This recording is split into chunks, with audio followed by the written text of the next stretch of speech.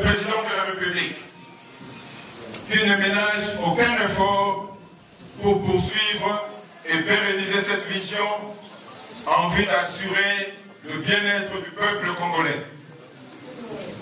Chers amis de la presse, si je vous ai invité ce jour dans cette majestueuse salle, c'est pour que je vous dise tout haut et en face ce que beaucoup de membres de notre parti disent tout bas. Très bien. Très bien.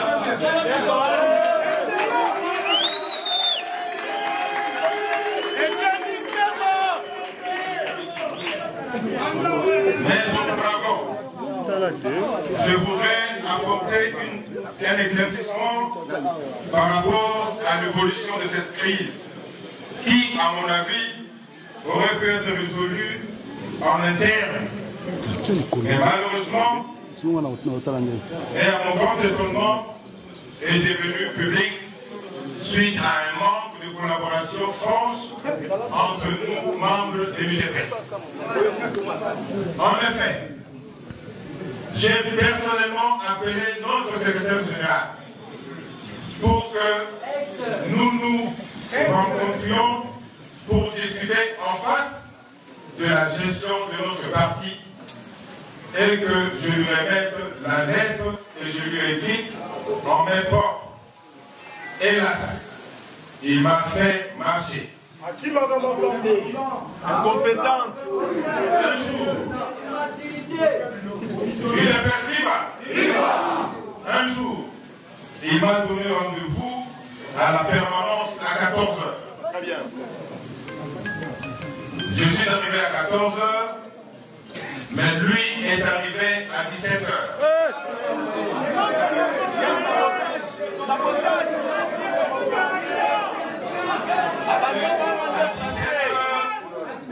Il est passé directement animer la matinée politique. Je me suis dit, je l'attends après la matinée politique. Je l'ai accompagné après la matinée politique et on parlait. Je lui ai remis la lettre.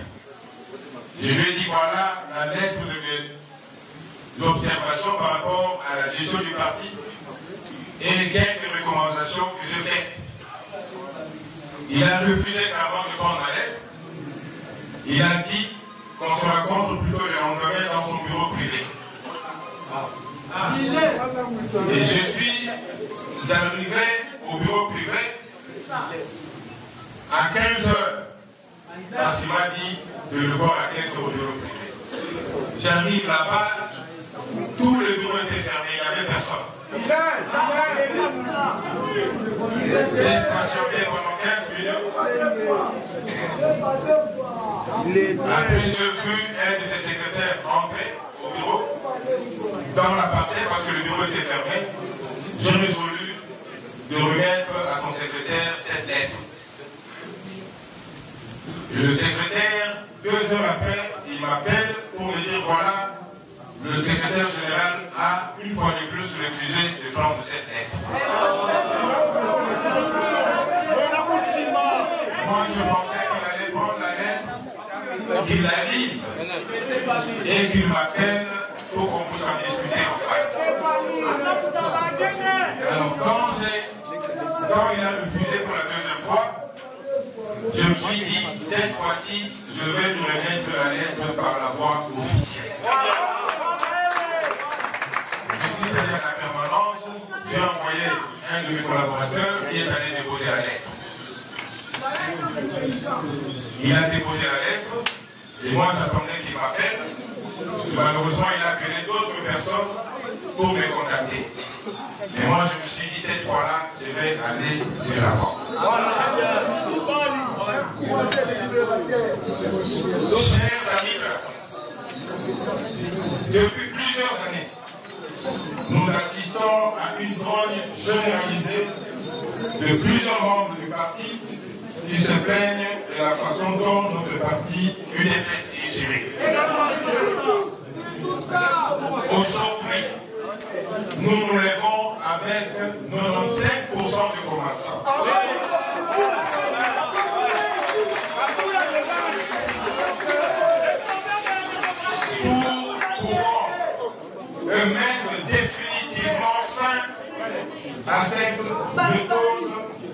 gestion qui fait tomber à telle essence notre parti, le fait réguler, et ce, dans le dessein bien compris de redorer le blason de notre parti sur le point d'être terni et de mieux accompagner notre leader incontestable et autorité de référence, j'ai cité son Excellence Félix Antoine Tshisekedi.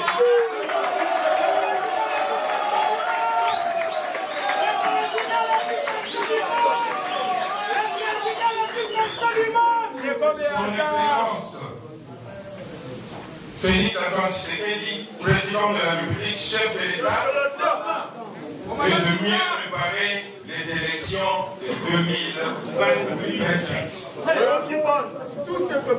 Je qualifie son Excellence Félix Antoine Tshisekedi Tshilombo de leader incontesté et incontestable pour répondre à nos frères qui se sont réunis il y a quelques semaines à l'université de Kinshasa et qui ont affirmé que depuis l'indépendance jusqu'à nos jours, notre pays souffre d'un manque de leadership. Je les invite à analyser scrupuleusement l'histoire de notre pays. Et ils remarqueront que toutes les fois que notre pays est dirigé par un véritable fils du pays, animé d'un esprit patriotique, les ennemis de notre pays interviennent toujours, soit pour l'éliminer physiquement, soit pour lui compliquer la tâche, en vue de continuer à faire poursuivre notre République démocratique du Congo dans le sous-développement et son peuple dans la misère. Je citerai par exemple le cas du Premier ministre Patrice Emery Lumumba et du président Mzee Laurent Désiré Kabila, qui étaient froidement assassinés par les ennemis du Congo à cause de leur dévouement à défendre la cause de notre pays.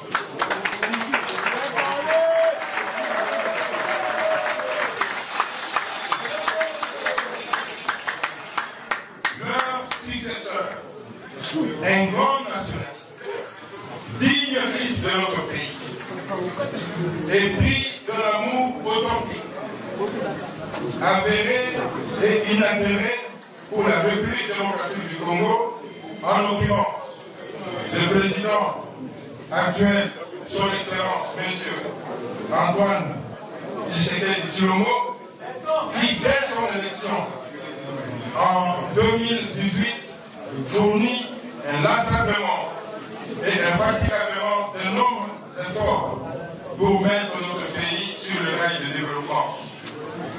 Mais les ennemis de notre pays lui mettent le bâton dans le roue en lui imposant une guerre injuste à l'est de notre pays pour condamner notre pays au sous-développement. Nous profitons de cette occasion pour dire aux compatriotes de l'Est qu'ils ne sont pas seuls. Tout le pays est de cœur avec eux. Nous sommes tous victimes, directes ou indirectes, de cette guerre. Nous pensons fermement qu'avec les énormes efforts fournis par notre chef de l'État et son gouvernement, cette guerre prendra fin. Notre parti UDPS soutiendra le président de la République et le réarmera.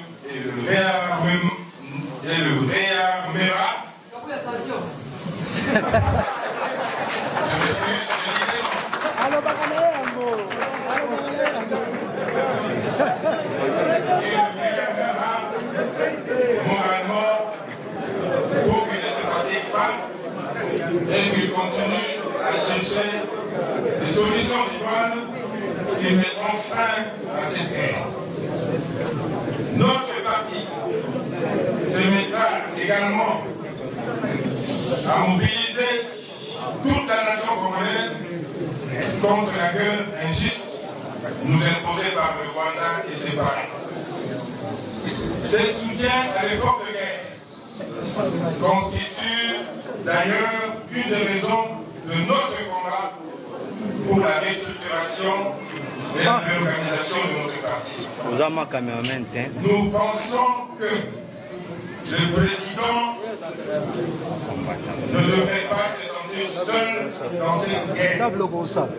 Il devrait sentir qu'il y a des frères et sœurs de lutte, des frères et sœurs de sang politique qui sont à ses côtés pour l'accompagner. Nos frères et sœurs de l'Est devaient réaliser que le parti présidentiel UDPS mobilise la population pour qu'elle participe activement à l'effort de guerre. Au demeurant, rien n'est encore perdu. La réorganisation de notre parti interviendra bientôt, ça je vous assure.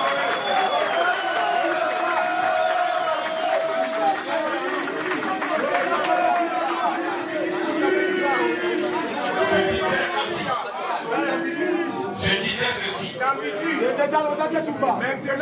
réorganisation de notre parti interviendra bientôt.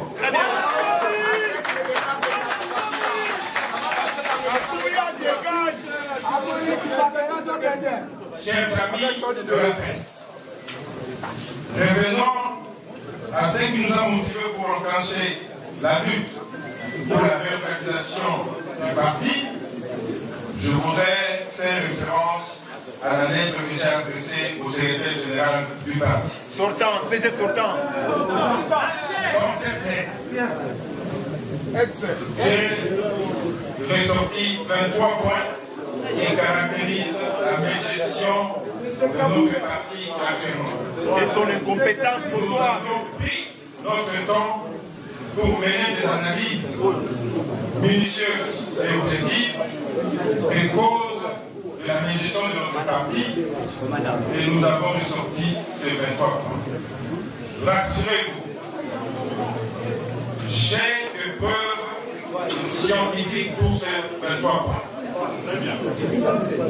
Lors de la matinée politique de la semaine passée, j'aurais bien voulu que notre secrétaire général nous démontrât les comptes de vérité sur chacun de ces points, mais malheureusement, il s'est contenté de dire que le docteur Reteni est innocent, il ne sait pas ce qu'il fait, il n'est pas auteur de cette dette, on lui a amené pour que la cause a signature. Ce genre de raisonnement n'est pas nouveau pour nous le monde de l'Église. On connaît ces chansons-là. À chaque fois que vous voulez dire à notre secrétaire général des vérités par rapport à la gestion des partis, Ils chantent la même chanson. ils arrivent des Incompétent.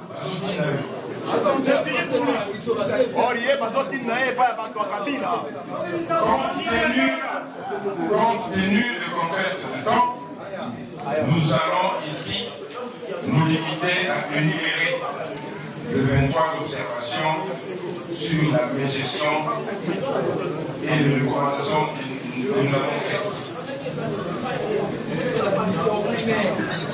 Vous trouverez les détails parce qu'on va vous distribuer cette lettre parce que les devenue publique, on va vous distribuer des copies. Problème lié à la gestion du parti. J'en ai dénombré 23. Le premier groupe sont des problèmes qui concernent les comportements personnels de notre secrétaire général.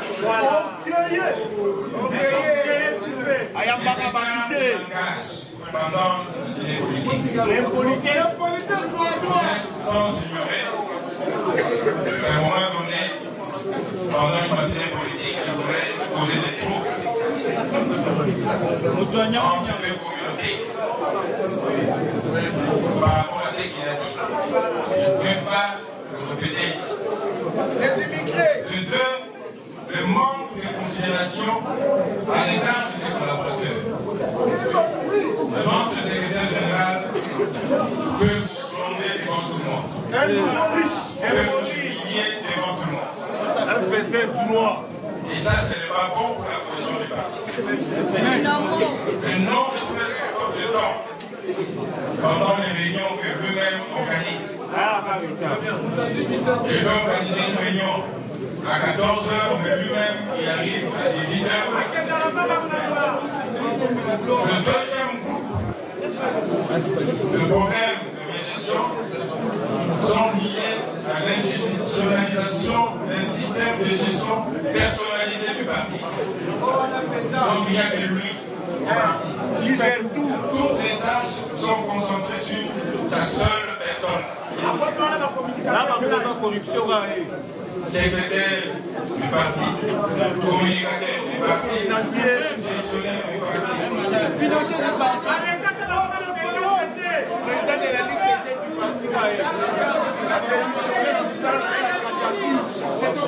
parti. Le manque d'un système de gestion administrative institutionnalisé et professionnel du parti. C'est ce qui fait que le fonctionnement du parti laisse à désirer. Troisième groupe. Le point de gestion, absence d'une cellule de réflexion stratégique. Moi, comme je suis dans l'UDPS, j'ai commencé d'abord par intégrer une cellule de réflexion qu'on appelait cérébro.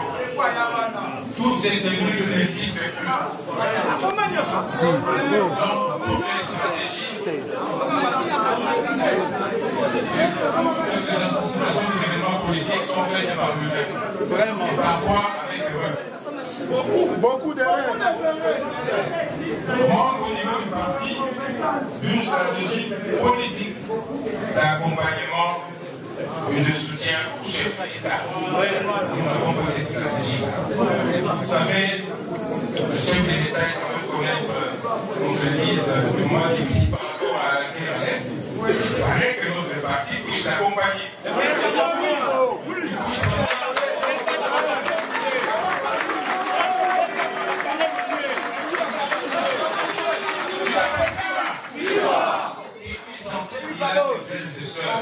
Avec qui elle a évolué.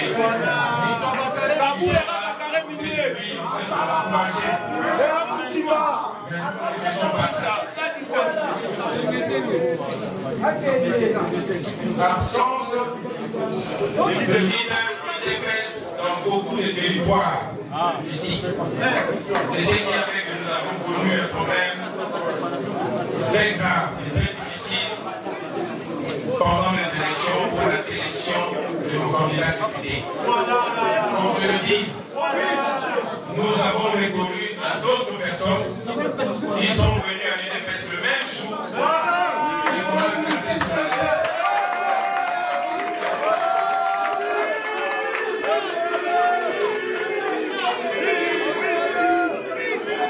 Tout simplement, je vais aller vite, tout simplement parce que pendant les 5 ans passés, nous ne sommes pas planifiés, nous n'avons pas préparé les élections de 2023. Tout était improvisé. Moi qui vous parle, maintenant j'étais dans ma circonscription à l'intérieur, j'ai reçu, parce qu'on nous exigeait par la CENI le reçu de paiement de la caution, moi je l'ai reçu 2 heures avant la clôture. Et pourtant, la CENI avait donné une période de 3 semaines ou 1 mois. Mais j'ai reçu cette facture de reçu à 2 heures avant la fin. L'UDPS et ce parti mosaïque n'ont pas pu avoir la majorité absolue au Parlement. Si on avait atteint la majorité, on allait avoir la présidence de l'Assemblée. On allait également avoir la présidence du Sénat. D'autres partis l'ont fait. Pourquoi pas nous? Voilà. Kabou a vendu des postes. c'est tout simplement parce que j'ai appris qu'on vous chante 150 députés, 55 députés de Mosaïque.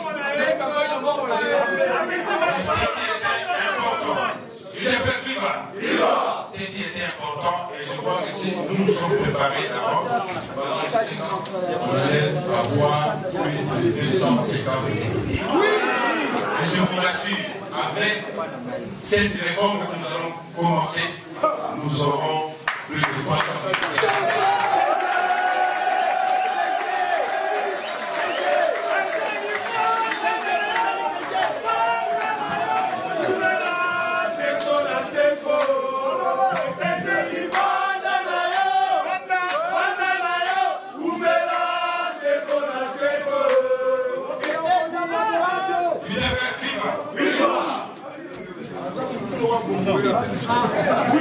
Je suis comme manque d'accompagnement opérationnel de nos structures de base. Nos fédérations ne sont pas accompagnées. Nos sections ne sont pas accompagnées. Nos cellules ne sont pas accompagnées. Nos structures spécialisées ne sont pas accompagnées. Les fédérations sont abandonnées à l'actrice sort. Il n'y a pas de communication entre le niveau national et les fédérations. Les fédéraux viennent me trouver pour se plaindre par rapport à ce problème-là. On peut envoyer une lettre ici sur le secrétaire général et ça sera pendant longtemps sans suite. Et les fédéraux peuvent venir ici à Kinshasa, ils ne sont pas réussis.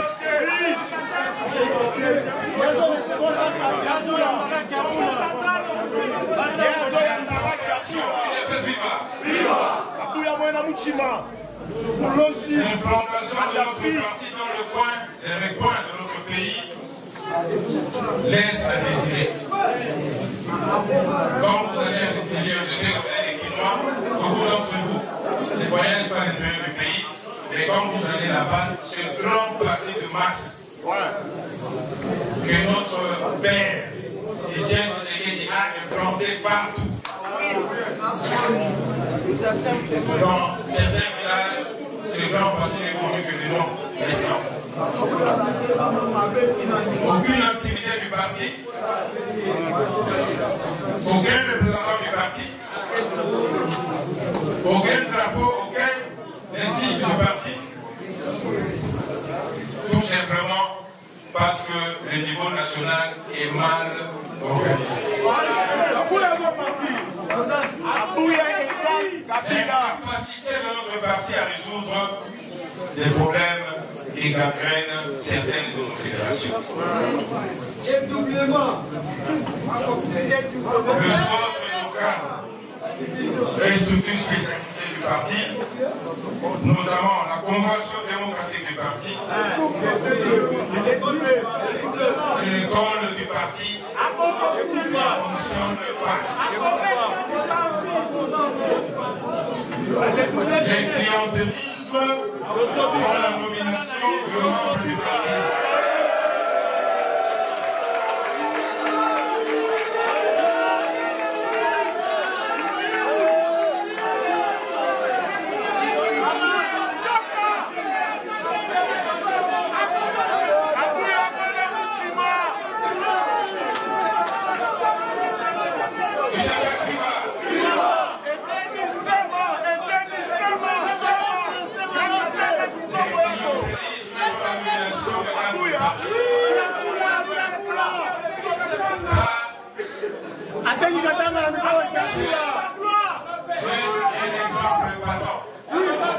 Quand j'étais ministre de la Santé, il y a une dame qui est venue me voir. Ce n'était pas de l'UDPS. En 2021, au début. Je dis voilà, il faut me parrainer parce que je voudrais intégrer l'UDPS. Je lui ai dit, je peux te parrainer, mais il faudrait rentrer à la base. Je sais que tu lui ai dit. Comme ça, tu viens me montrer ta carte, ton adhésion, comme ça, on va parler. Alors la dame, c'est ça. Un jour, je viens chez le secrétaire général, j'arrive là-bas, je trouve la table.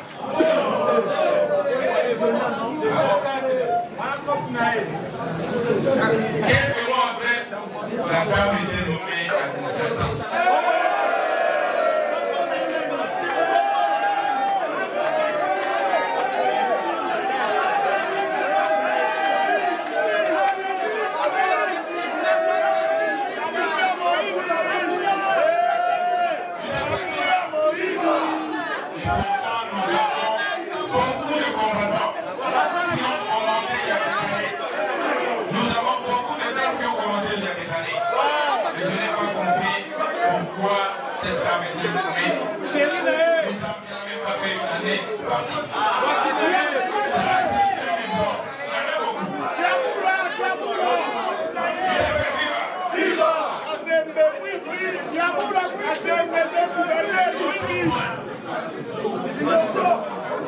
Permettez-moi de parler au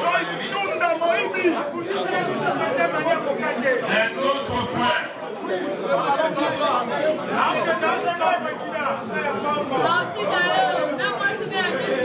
Des guerres de positionnement entre les membres du parti.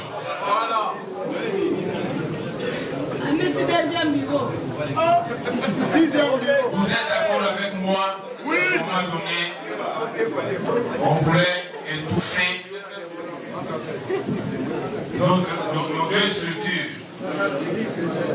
Le Parlement debout. Oui.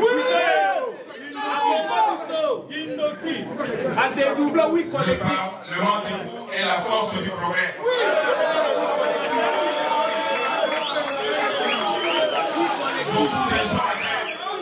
Beaucoup de membres de ces deux structures étaient poursuivis. Visités par les brigands la nuit. Certains d'entre eux étaient même arrêtés. Vous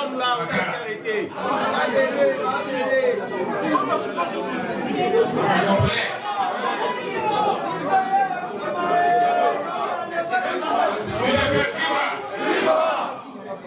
Certains cadres du parti utilisent abusivement leur position et leurs relations personnelles avec la police ou avec la justice pour régler des comptes à d'autres membres du parti.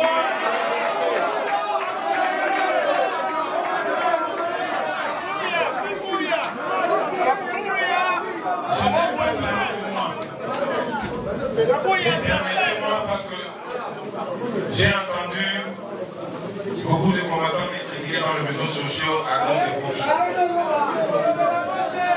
Aujourd'hui, je vais vous dire la vérité. Je ne peux pas le dire pour garder la cohésion du parti. Vous savez le jour qu'on m'a invité au parquet de la Cour de cassation. Mon avocat m'avait dit, la veille, il y avait déjà des histoires pour citer pour qu'on t'arrête. Selon l'information de mon avocat. J'arrive au parquet, je me suis défendu.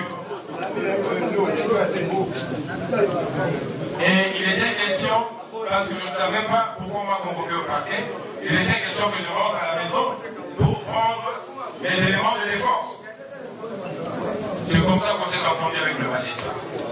Le magistrat sort, il fait un coup de fil, après il rentre pour me dire voilà, vous êtes sous marque. Donc vous allez directement en prison en attendant le jugement. J'arrive à la prison. J'arrive à la prison. Le juge me suit à la prison. Et pendant le jugement, ils ont demandé au magistrat qui était là, pourquoi vous avez arrêté le docteur Iteli? On n'a pas encore de preuves, parce que le juge voulait avoir des preuves. Pourquoi on l'a arrêté? On n'a pas encore de preuves, mais nous voulons en prison. Comment?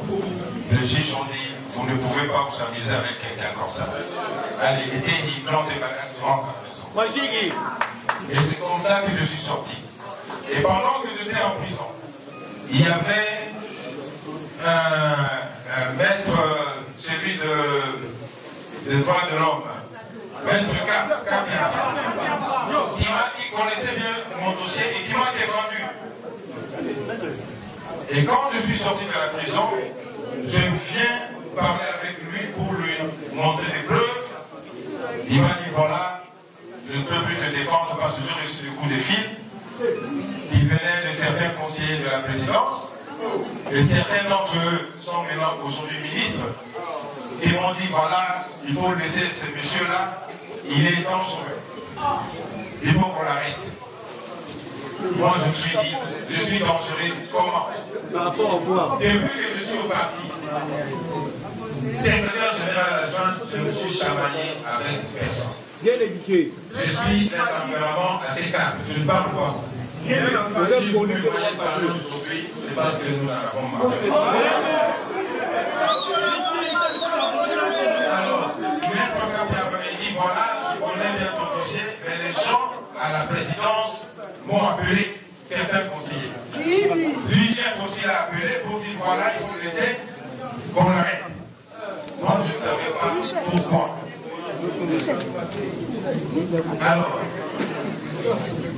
je me suis dit, je vais me débrouiller autrement. Je suis allé chez mon avocat et nous nous sommes mis à chercher des solutions pour qu'on se défende. D'abord, on ne voulait pas qu'on me juge parce que je suis resté comme ça pendant plus d'une année. On ne m'a pas appelé pour me juger. Et les jours qu'on m'a appelé, le magistrat, le juge était à 7. Et tout le monde était unanime que le docteur Eteni n'avait rien fait. Vous savez ce qu'ils ont trouvé? Ils ont trouvé un manquant de 15 000 $.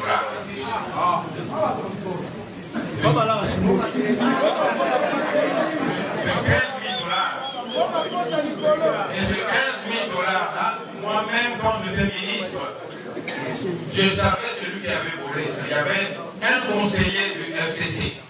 Parce qu'à l'époque, c'était le FCC Cash. Mon vice-ministre avait amené, je crois que c'était 55% et 27%. Donc le FCC devait amener 27% du conseiller et moi je vais amener 55% du conseiller. Donc dans le 25% du FCC, il y avait un conseiller qui était chargé pendant la Covid Non, il était chargé de la logistique. Donc c'est lui qui s'occupait des achats, ainsi de suite. On avait besoin, oui, ça s'appelait Calonge. Il est condamné. Je cite son nom parce qu'il est condamné. Alors, il va à la FIMA. Comment est-ce qu'on appelle la FIMA? CFAO. Il s'attend avec les gens là-bas pour gonfler la facture. Donc c'était une facture normalement de 114 000 $ pour 3 ambulances. Lui il a gonflé à 130 pour récupérer ce 15 000 $ et quelque chose qui vient de laisser. Alors, il vient avec la facture. Pendant la Covid, les banques ne fonctionnaient pas parce qu'on avait réduit les activités, le service minimum, et les banques ne fonctionnaient pas. On lui a remis l'argent pour aller acheter les 3 ambulances. Il est arrivé, il a donné 115 000 $ et il est resté avec le 15 000 $. Et après, comme j'étais ministre, j'ai appris ça. Certains de mes conseillers m'ont informé de ce vol. Moi, je l'ai dénoncé à la justice. Et on l'avait arrêté. Vous connaissez notre justice, qui est souvent critiquée par le chef de l'État.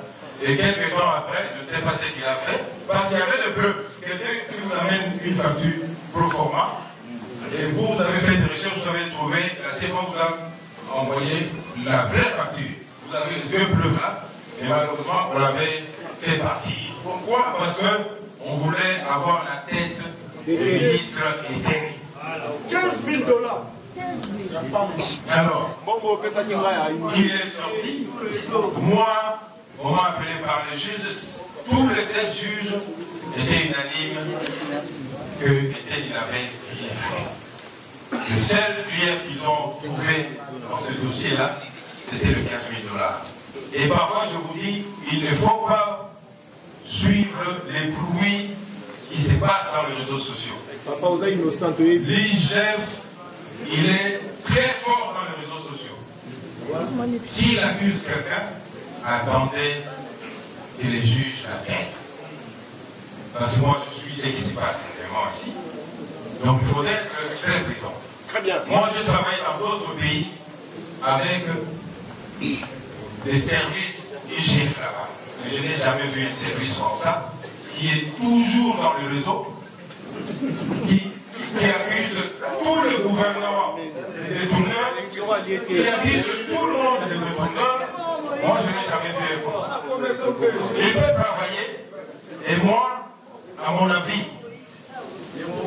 il peut travailler et après remettre les conclusions au travail à la justice. Je sais que la loi le permet de publier son rapport. Malheureusement, la population, notre population prend ce rapport comme une vérité. C'est ça le problème. Et si maintenant, notre gouvernement, notre pouvoir est qualifié de détourneur, c'est à cause normalement de ça. À cause de ça. Tout ce que vous attendez là ne sont pas des détourneurs.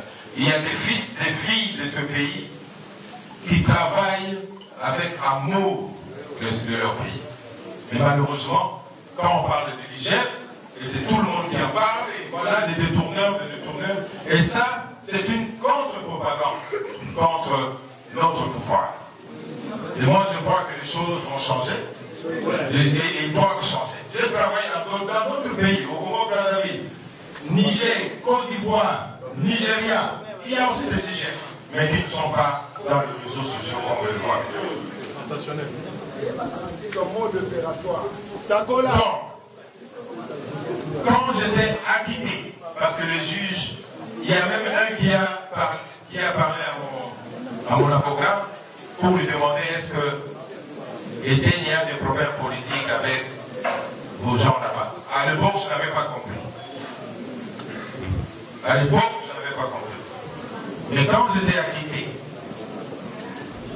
j'étais à la maison avec un ministre que je tais le nom et notre secrétaire général l'a appelé. Le ministre a dit voilà, je suis avec l'excellence Eteni dans sa maison. Je suis venu lui rendre visite. Et le secrétaire général voulait me parler. Le ministre m'a attendu le téléphone et lui-même m'a dit ceci. Que voilà, docteur Eteni, il y a des gens qui, coûte que coûte, ne voulaient pas que tu sortes de la prison, qui voulaient que tu sois condamné. Il m'a dit ça. Jusqu'aujourd'hui, je ne connais pas ces gens-là. Lui-même.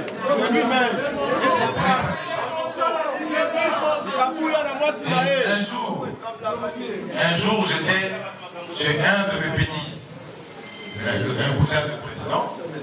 Je suis allé lui rendre visite dans son bureau. Et quelqu'un, un conseiller du président, l'a appelé. Il l'a appelé. Et le cousin du président, là, souvent, il y a des gens qui ne veulent pas prendre le téléphone. Il y en a qui mettent la main libre. Alors, ces conseillers-là l'appellent. Et puis il dit, voilà, on se retrouve quelque part. Il dit, non, non, je suis avec Ouloutou Eteni. Dès que je termine, je t'arrive. Il dit, ah, tu es avec ce vieux-là. D'ailleurs, on va l'arrêter bientôt. Ce vieux-là est dangereux, on va l'arrêter. Et mon petit a été gêné. Il était obligé de couper le téléphone. Et vous me demandez, qu'est-ce que tu as fait à ce conseiller-là? Moi, je dis, je ne connais pas ce conseiller, je ne l'ai jamais vu. On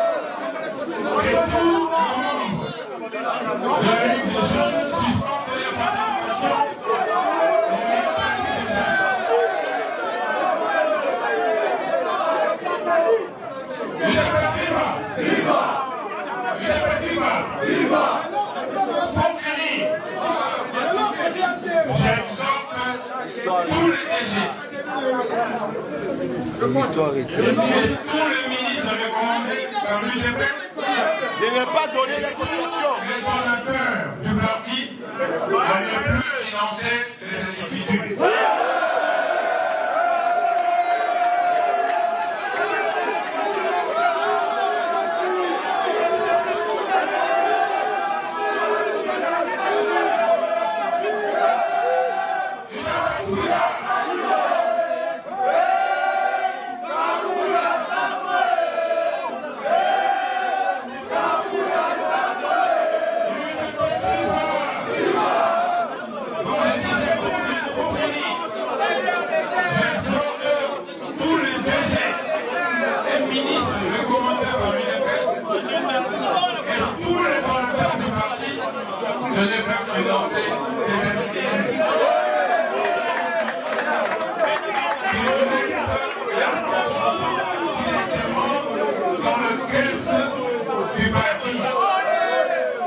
Nous avons besoin d'argent pour construire nos fédérations. Vous voyez dans quel état notre fédération se trouve, notre permanence. Donc nous avons besoin de construire nos permanences.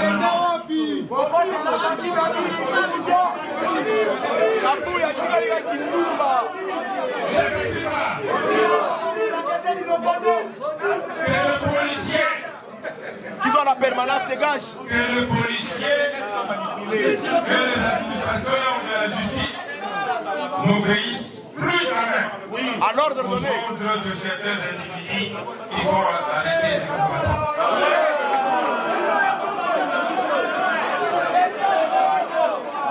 Nous avons notre permanence.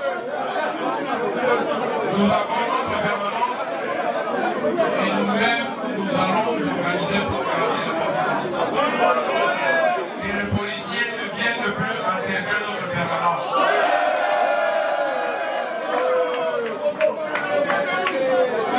Chers amis de la presse, pour clôturer, je demande à tous les combattants de l'UDPS de se